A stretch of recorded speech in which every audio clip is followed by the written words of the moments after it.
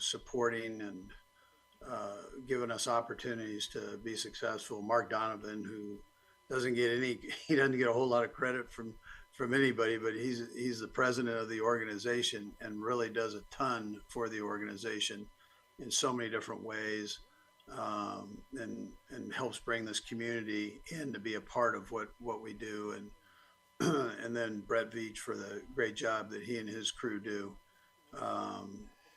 with bringing players in, and then the coaches and players. I mentioned this last night. It takes everybody to get to this point. I say this because we're 19 games into this thing, and it's not about one person or one player or one coach. It's about everybody. It's everybody coming together, and there's no more important game than the one we're going to play in, that we need that joint effort. And the other team that we're playing, the Eagles, they're there for a reason, is because they're a good football team. And so we've got to make sure that we keep everything together and work and get a nice plan together for this group. Anyways, with that, time's yours.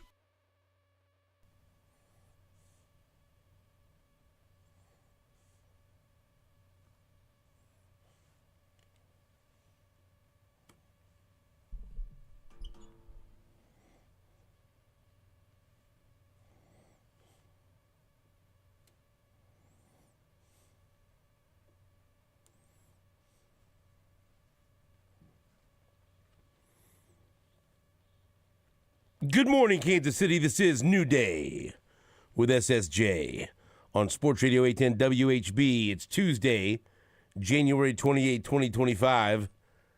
Today on the show, we'll have former Chiefs wide receiver Mark Borichter in studio in the 7 o'clock hour.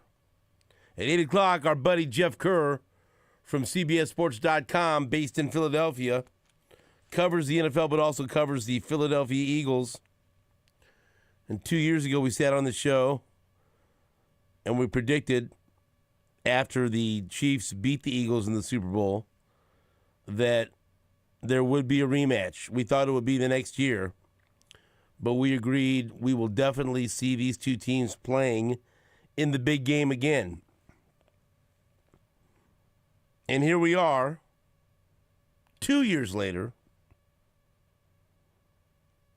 a rematch between the Chiefs and the Eagles. So we'll talk about that with Jeff Kerr from CBSSports.com. Ross Tucker has been a part of many Chiefs broadcasts this year.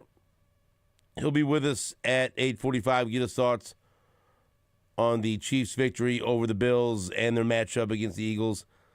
And then Jeff Chadiha from NFL Network and NFL.com will tell us what went wrong for the Buffalo Bills. Because I just checked the schedule and they are not going to the Super Bowl. I kept trying to make eye contact with Jeff when Sean McDermott had that nonsensical challenge that just, it made no sense, because even if the challenge went his way, there was a defensive penalty against the Bills, and there was just really nothing to benefit from it.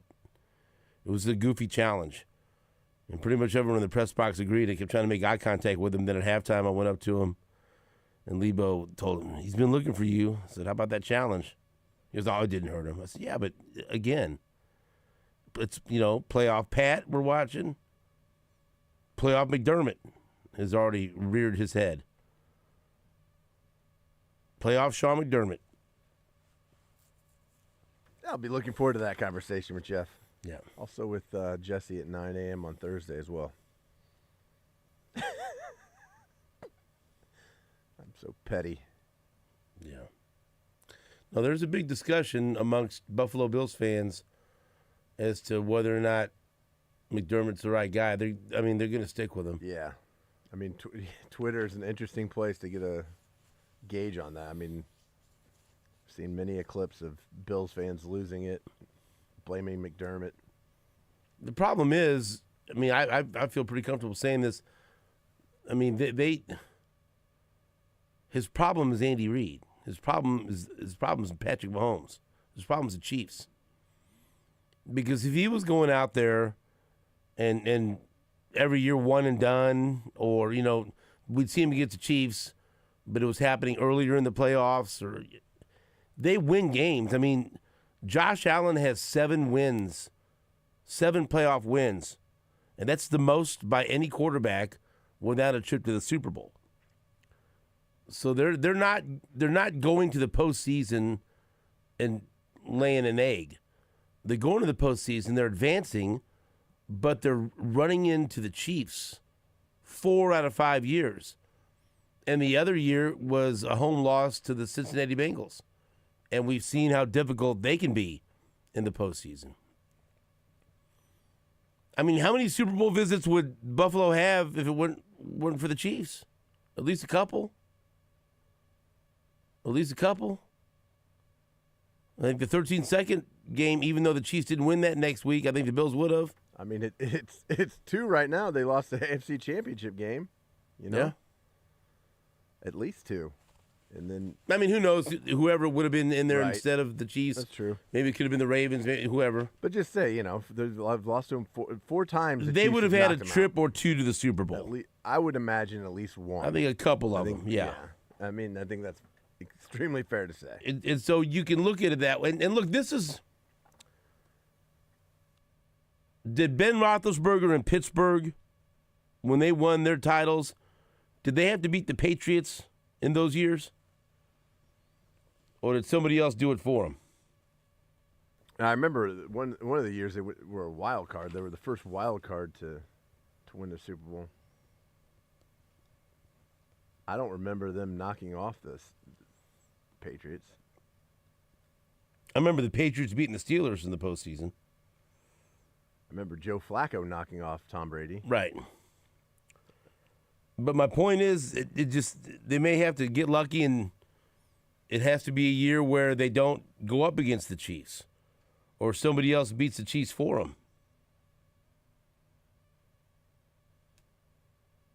I mean, I think they're going to get to a Super Bowl at some point, but I don't know if they're ever going to beat the Chiefs in the playoffs.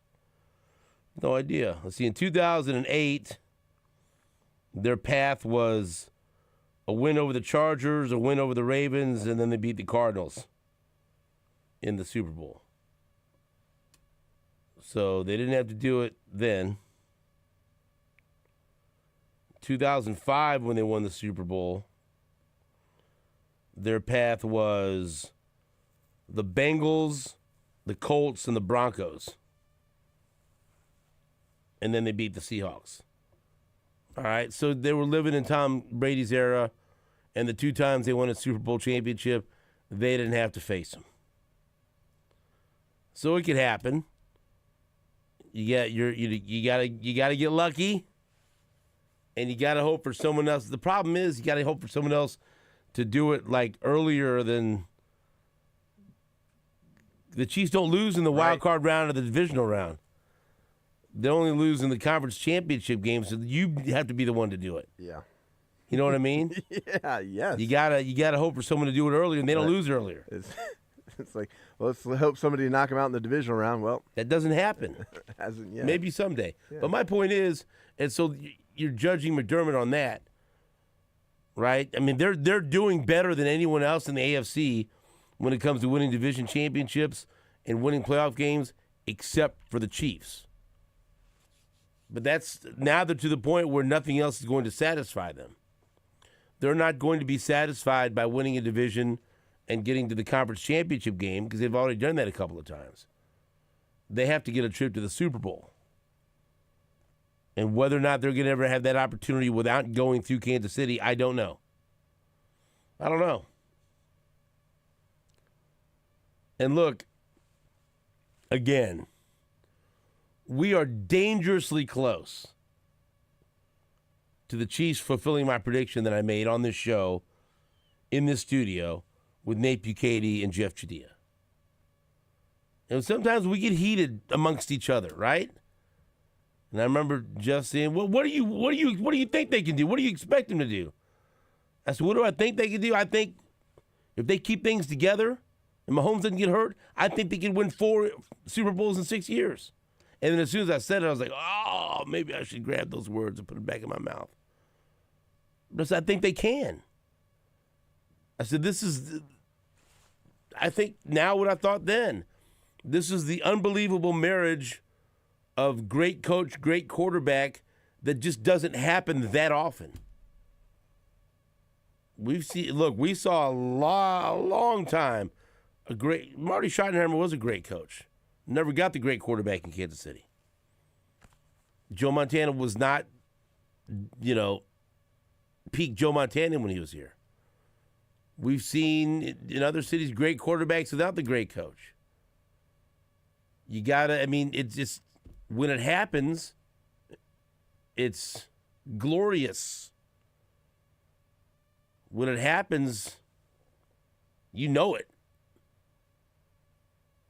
And the Chiefs are a win away from fulfilling that dream prediction that I had. They're a win away from becoming the first team to three-peat. They're a win away from joining the Pittsburgh Steelers as being the only NFL team to win 4 Super Bowls in 6 years. I can't believe that. I can't believe that. As a little kid, I used to sit and I would love looking at, I used to have a Super Bowl book or a book about the Super Bowls and look at all the list of results, and I think to myself, wow, what must it have been like to be a Pittsburgh fan in the 70s and see your team go to that many Super Bowls and win that many Super Bowls? Do they get tired of it? Like by the third or fourth one, does it matter as much? Is it still as fun? I don't know. Or you'd watch the Cowboys or the 49ers or the Patriots or even the freaking Broncos, and you're like, just let me get a taste. Let me have one. And now I can tell you, as the Chiefs are searching for, golly, their third in a row and their fourth in 6 years, it doesn't get boring. It doesn't lessen your desire, your hunger to see this team win. It really doesn't. Like somebody asked me, doesn't this get old? No, it doesn't. And like when I was talking to Kelsey and he had said he wanted this one as bad, more than any of them. He wanted it bad because he knows what this means. He knows what this means when it comes to legacy and history, and that's why that was my first question in the locker room. You said you wanted this one bad. You wanted this one more. Now that you got it, how's it feel? He just big smile ear to ear because he knows he ain't gonna be around for the Chiefs and Mahomes to catch the Patriots. He's not. It's sad to say that. I hate saying that. He won't be around for, how many did the Patriots win?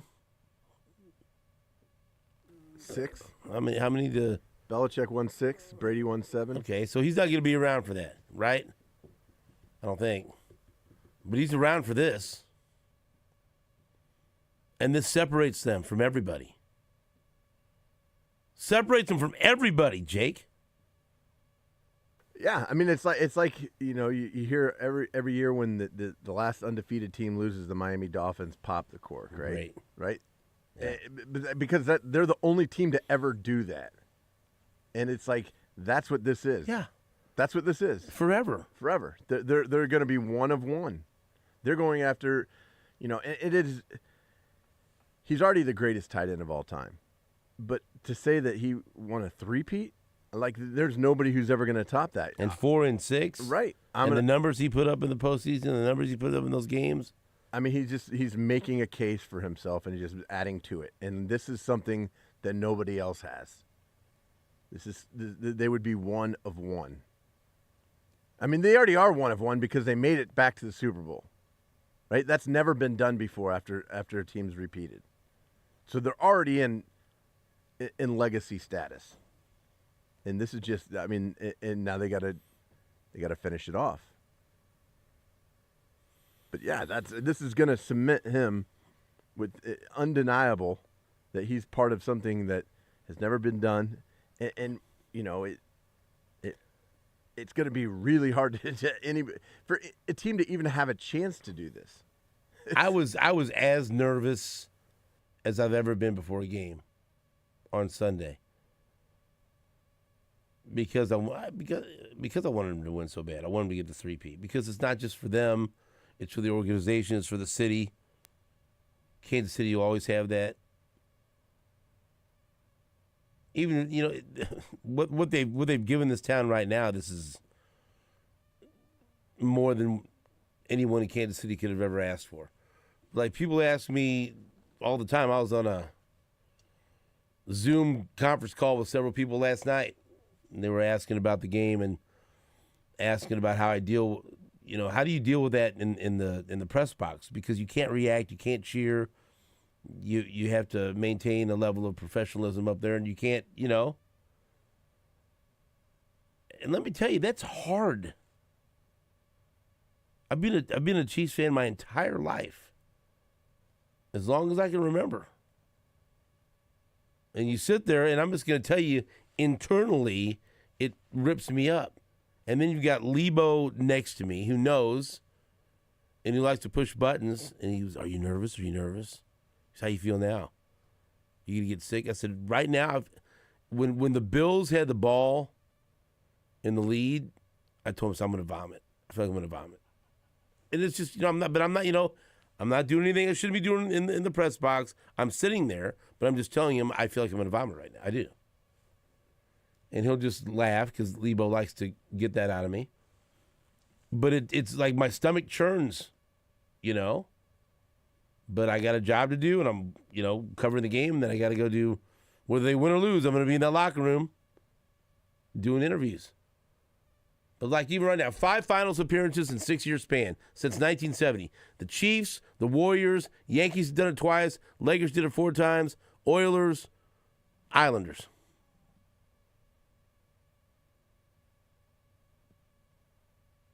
I need to rewind that.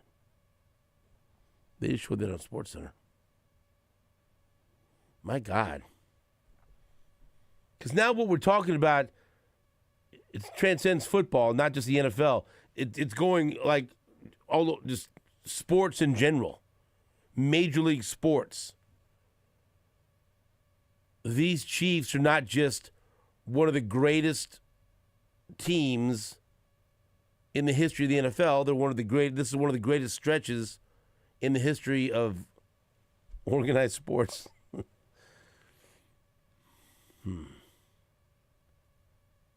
It's amazing.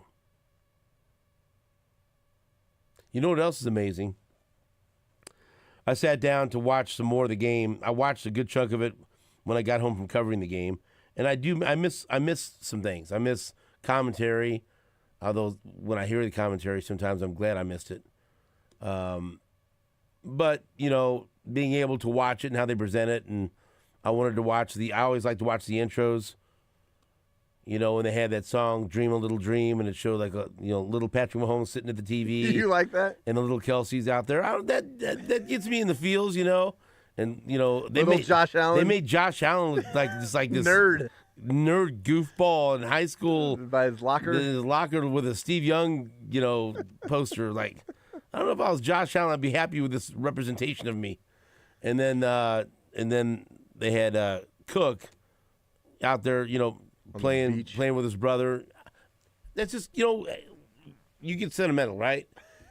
And probably people with kids that hits them a little bit harder because especially now that none of my kids are little, but it shows the Kelseys and little Browns uniforms, in the backyard. But like little, you didn't like little Mahomes sitting there at the couch watching TV. I did. I like watching that. I go, I love the intros.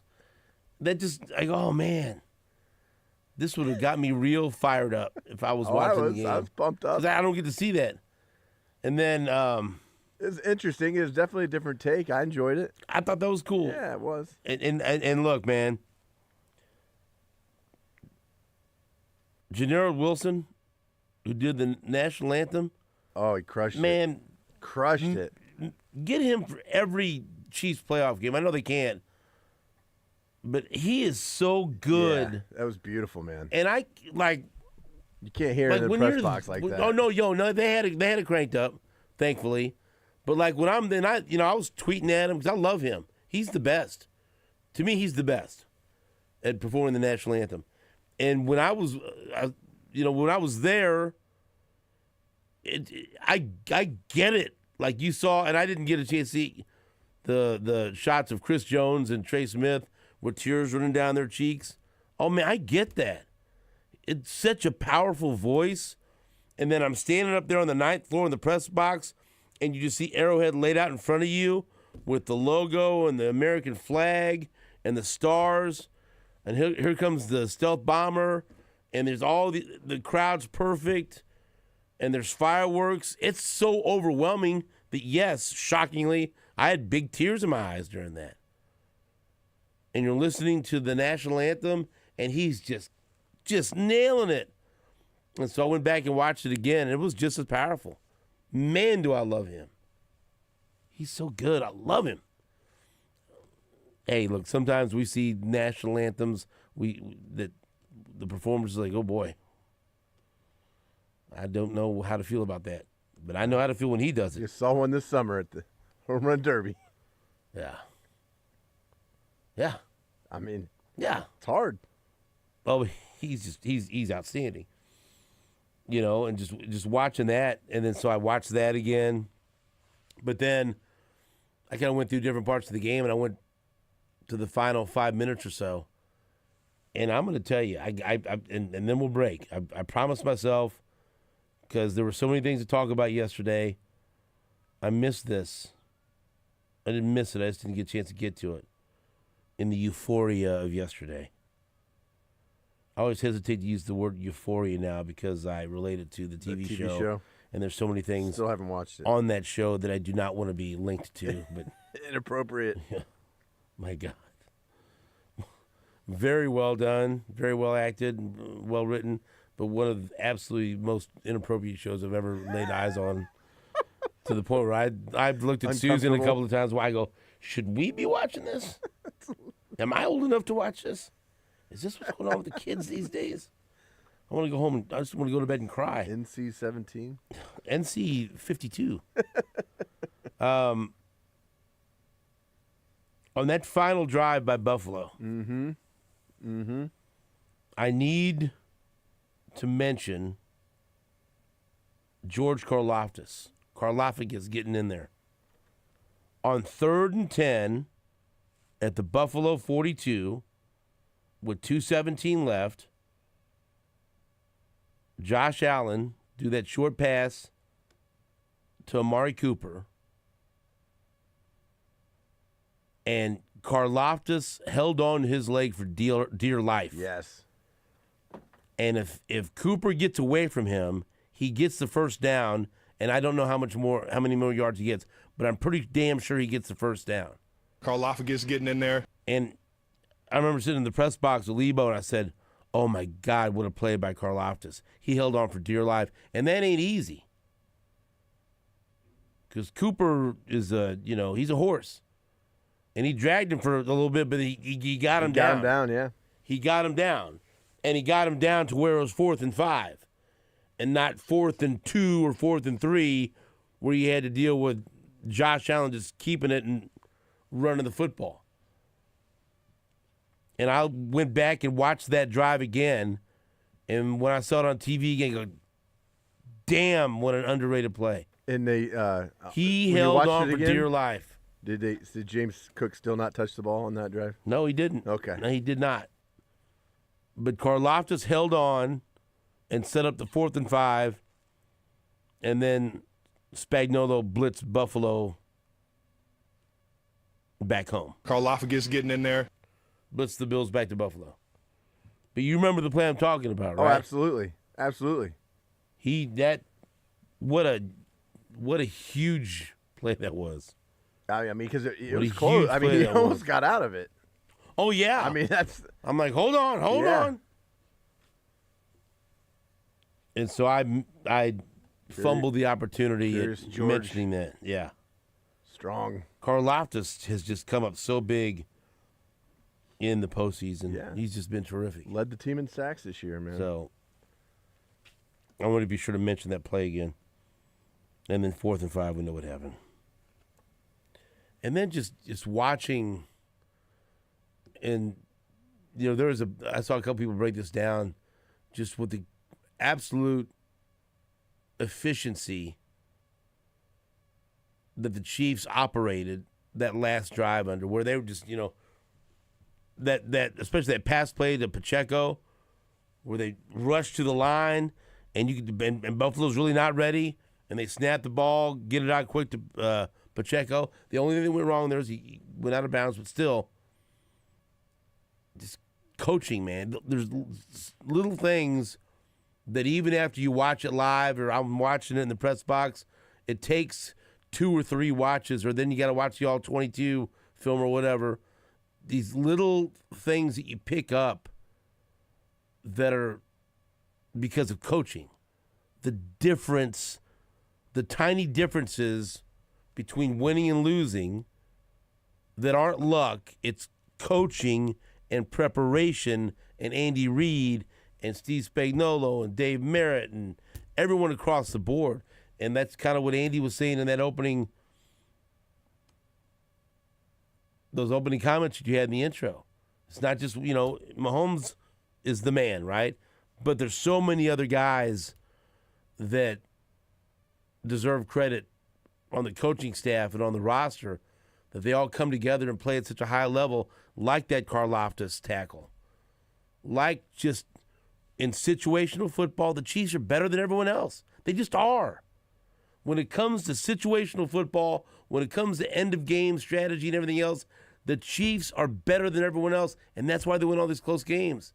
And you go back and you have to watch it a couple times sometimes to appreciate just the nuance of it. And it's just a joy to watch, that's all. Now, I've said a lot in this opening segment. Let's take a break. Chiefs, Super Bowl. I love it. And so do you. Back after this on WHB.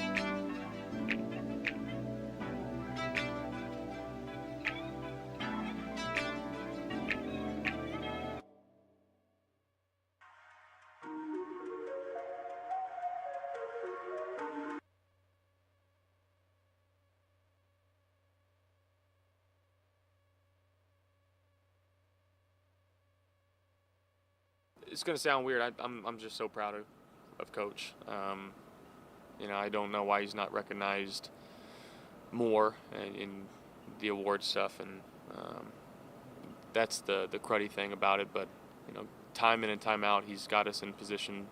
We've won the AFC East the last how many so years, and obviously we're fighting to get over that hump. And he gives his life to this. I will tell you that he's so committed to doing whatever it takes, and to see him adapt and really grow as a coach has been fun to watch.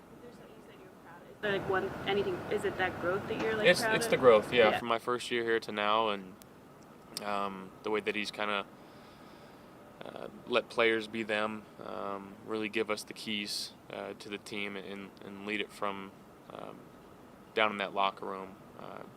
It's not easy to do that, and I respect the hell out of Coach. What's your confidence level, Josh, that he's going to be the guy that does get you over that hump? Extremely confident.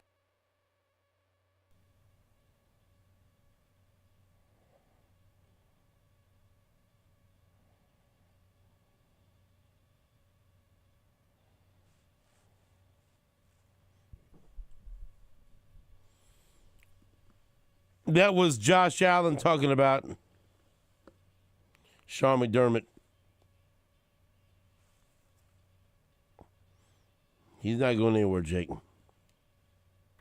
that's great news then.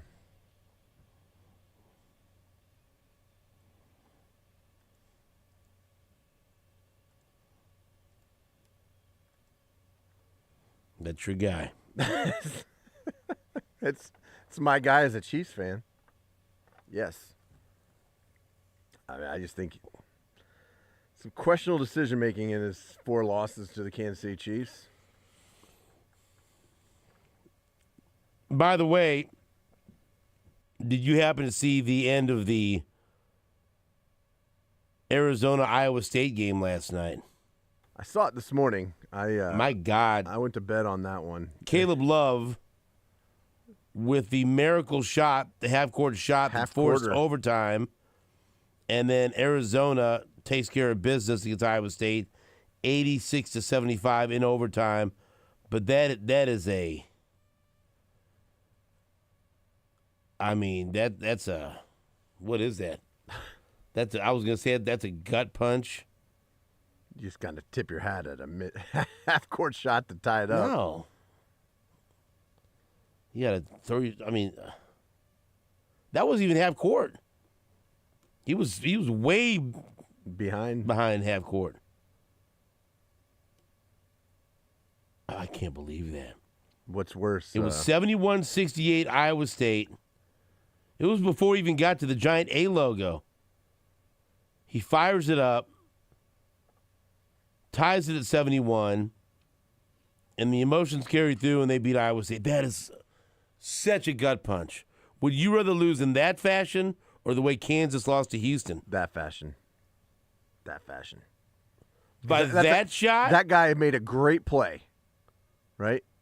That guy made that's a phenomenal shot. Kind of lucky. Well, you create your own luck. That guy I would much rather lose that way than missing 2 free throws, up 6 points with 10 seconds left. Houston made 2 great shots. Not being able to, yeah, but they were given the ball. I mean, Mayo couldn't inbound the ball to save his life. The Chiefs prevented you from having to discuss this today, but we need to discuss this. I don't know if we really do. Have you ever seen a meltdown like that? Not in a college basketball game. Well, not in the field house for certain. I mean, that's well, yeah, but I don't. It's hard for me to remember anything like that. I mean, what was that 10-point? The Bruce Weber team, the Illinois team in Arizona, they like erased a 10-point lead, and what was the lead when? That was in the Elite Eight. What was the Final Four? What was the lead when UCLA beat Gonzaga and Adam Morrison was crying on the court? Oh, that was the Gus Johnson. That seemed like a wild one. Yeah, that was. Like, what were you? You were watching it live, right? Yeah, I was watching it. What were you doing when that happened? Oh, you want me to tell a quick story? You know why? Kansas? You I don't know. You know why Kansas lost that game, right? A one Matt Beasler. We're blaming him today. Why is that? If you listened to the show last week, we were trying to come up with the line for that game. Sure. And I think I said maybe 4.5 or something, that Houston would be favored. It ended up being, I think it opened at 2 and ended up at 1.5. Houston was favored in Allen Fieldhouse. And I said the play there is money line. Money line's the play. KU money line. And so, Oh, God. right. Oh, God is right.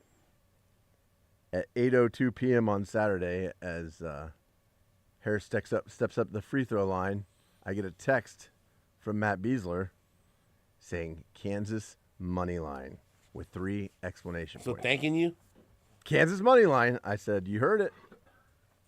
And then Taking credit for something that hadn't even happened yet. and then his next text, holy blank. And I said, dude. And he told me, unbelievable. What the WTF just happened? And I said, an absolute collapse twice. Missed free throws, can't inbound the ball, and I'm blaming you. He said, we were up 6, under 10 seconds left. He said, I feel terrible I texted you. You want to talk about what a meaningful game that was last night between Arizona and Iowa State. Now you look at the standings. Yeah. Houston's 8-0. Arizona, because they won, they keep pace with Houston. They're 8-1.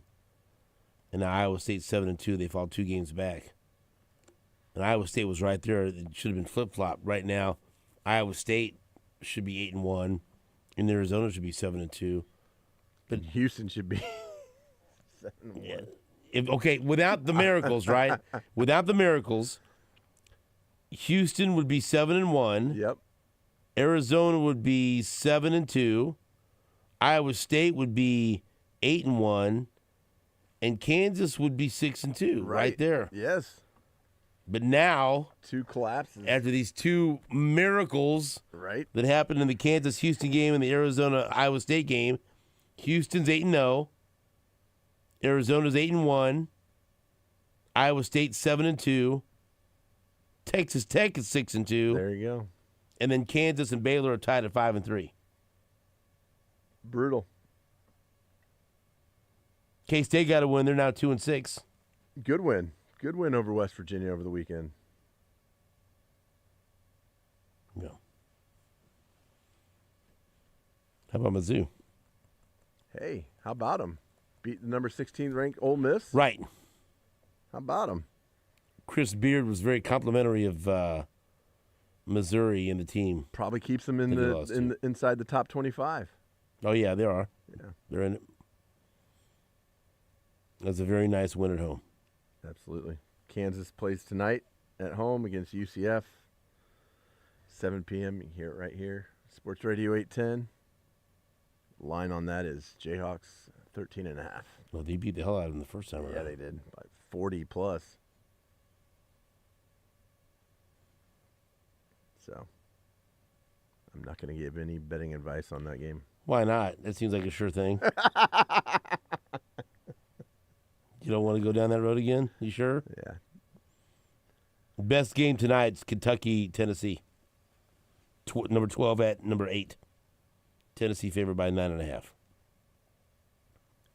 Missouri gets some time off now until the next game. Saturday, another big one. God, every game in the SEC gets a ranked team. Gauntlet. Number 20, Missouri, at number 14, Mississippi State. And that's noon, SEC Network on Saturday. Down in the hump. As far as Missouri and how they fit in right now in the SEC standings, Auburn 6-0, Alabama 6-1, and then Florida and Missouri are tied for third at 5-2, but Florida lost to Missouri, so Missouri gets the edge of third place. Thank you. All right, there you go. Didn't get to that basketball. So were you screaming, slamming stuff around? Were you just silent? No. Very vocal. Angry. I can't believe they lost that game. No, you and me both. I was I was beside myself. I couldn't believe what I was watching. And you use that as the excuse why you didn't come out to the pep rally with me and Sherman Dieter. Yeah, I was defeated after that. But even if Kansas would have won, you wouldn't have come out there. I might have. I don't think so. I mean, I was planning on it. Where are you? And then it went to overtime. I was like, well, that's not happening. Yeah. And then it went to 2 overtimes, and then I had to turn Fran Fraschilla off. Why? Because Thought you're a Fran guy. nah, whatever. You're not? I I mean, turned I don't on Greg Gurley, and Okay, I mean that's fine. I didn't know you had anything against Fran Fraschilla. Nah, I mean it felt like he was kind of rooting for Houston. Many people say that it feels like he roots for Kansas. Well, So now you're accusing him of rooting for Houston? I don't know what it was. Why don't you ask Fran Fraschilla about it? I could. You know? So now you think Fran Fraschilla is rooting for Houston. I just said it felt like that. I don't think he probably was. All right. We'll take a break. Ask Fran Fraschilla about it. Back into this on WHB.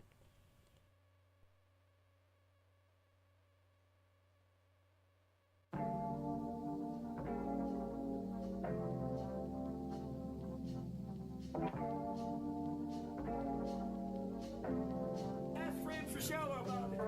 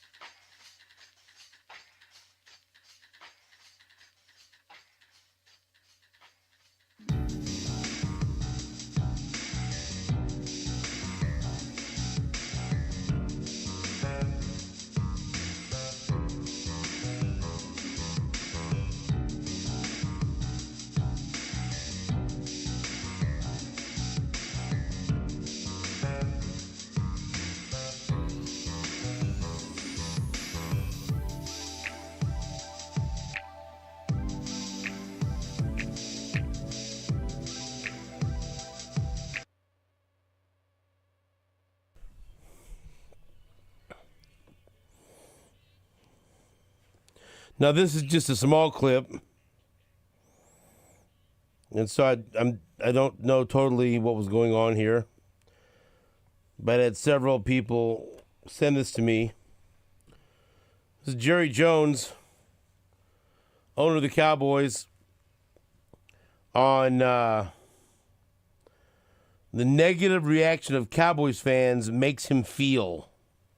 There's a very low percentage of this that is smiles and glory holes. Very low percentage. This man references glory holes. What is his obsession with Quite a bit. This is about this is the third clip, I think, over the past couple of months where Jerry Jones has referenced glory holes. I think he in a way that I have not heard anyone else utilize the term. I'm saying that I think he doesn't understand the meaning of the word. I think he might, and it might be on his mind. I don't know.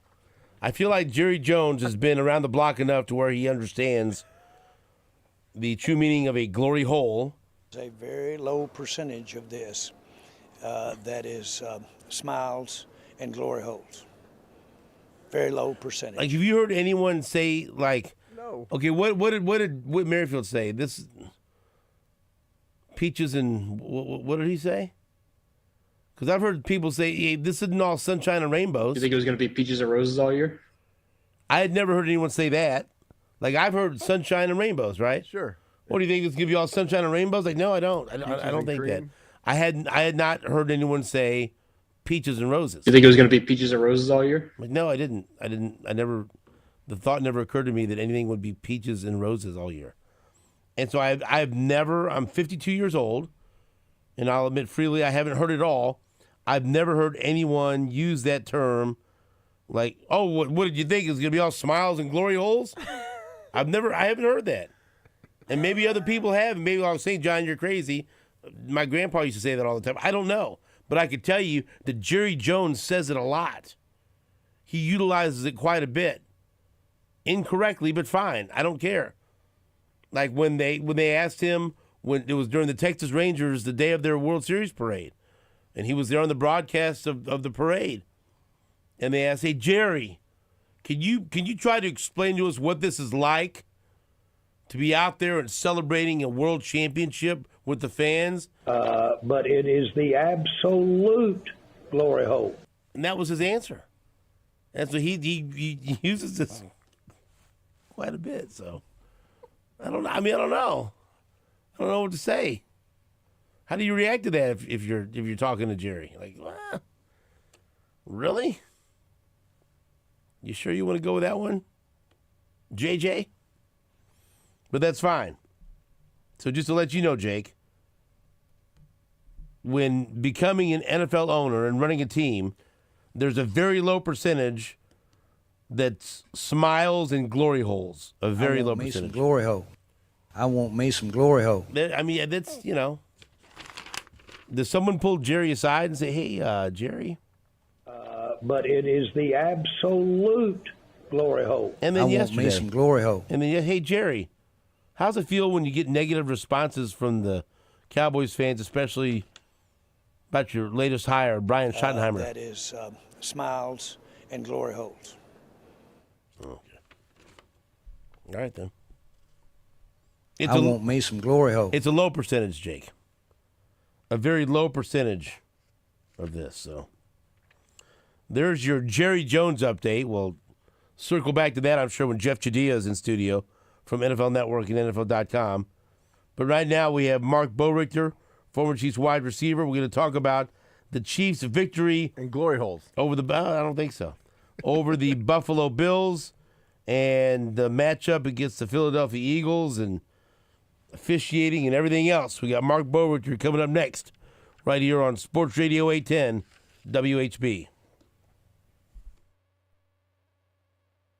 I want me some glory hole.